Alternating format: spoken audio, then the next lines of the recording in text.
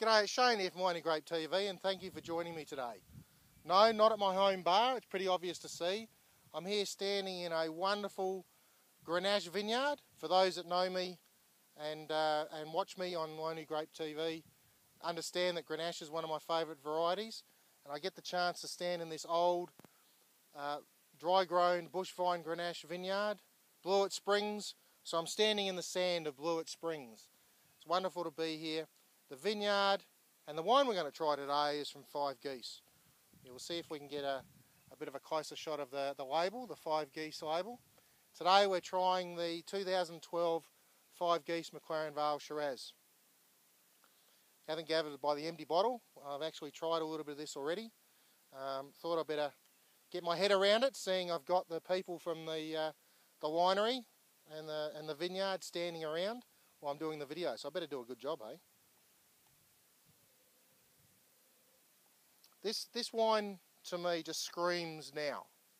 This is everything about now. This is not a wine that you buy to drink in 5 years' time or anything like that. This is a wine that you really get and you can drink it straight away.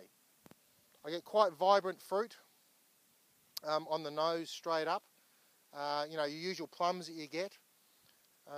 It's really quite bright and vibrant, that fruit. A little bit of chocolate. Definitely some licorice coming through, and I suppose you could say anise and all those sort of things, but we'll say chocolate for the moment.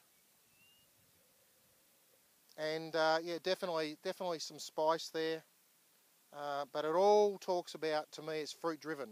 Yes, there's some oak, pretty obvious that it's there's American oak, probably some French oak in there as well. But the oak is not the dominant play here. This is all about that brilliant fruit. So, as my wife would say, let's keep going with a wanky thing.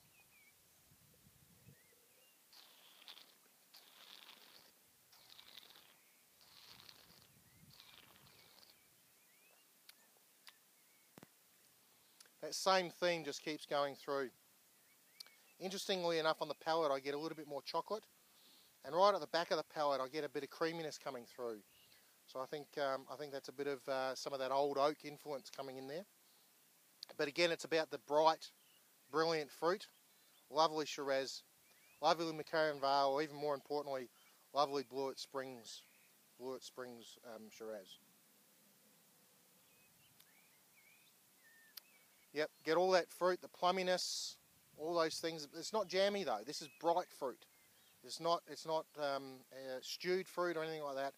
It's really bright, fresh fruit is what I'm getting, and that's why I think it really does scream drink me now, which is not a real problem, I must admit, to drink this.